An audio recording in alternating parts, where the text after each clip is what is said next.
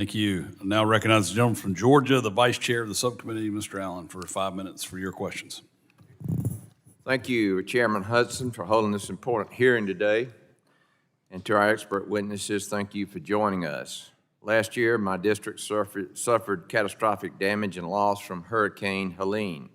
This was a once-in-a-100-year hurricane. Never before have we seen such damage in both the central Savannah River area and all of eastern Georgia. You can imagine 100-year-old trees and losing 40% of our treescape. And in fact, the first press conference that we had with the governor there, the state director was asked the question, how do we know where the shelters and the water and the food supplies will be, the locations? And he said, go to our website. We had no power, no internet, and of course all the television stations were there covering the press conference, and no television for 10 days. So you can see that we've got some work to do.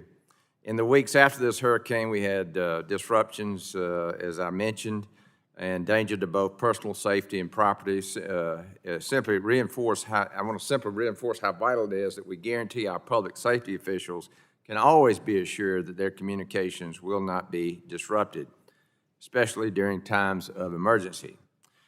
Sheriff Dykes and Mr. Newton, how has the market for public services changed in the last 10 years? So the market, going back to your point, and you brought up a great point, okay, the website's not available, how do we know?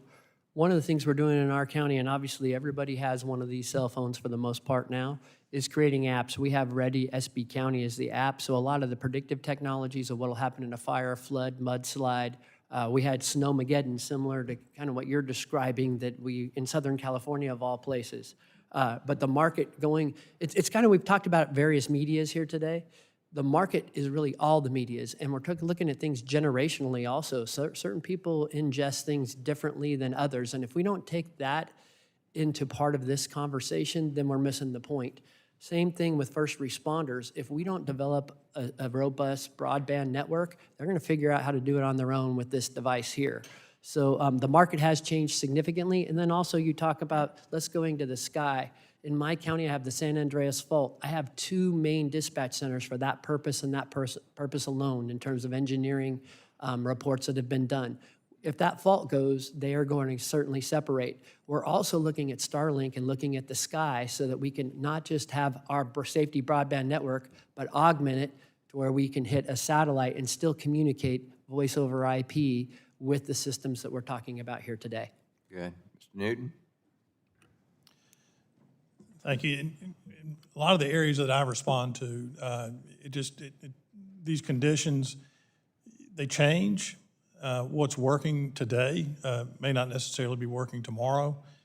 We have, I believe in Yancey County, we had at least 13 A-frame sandwich boards that in central parts of different communities. That's how we shared information for the first several weeks. During Helene, we also were able to take advantage of low Earth orbit satellite systems. I think there is still an opportunity for the very small aperture satellite systems to keep some of these other devices online.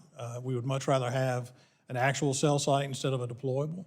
But our ability to work through that, and in fact, many communities now, once the deployables were introduced by the carriers, we have now invested in our own.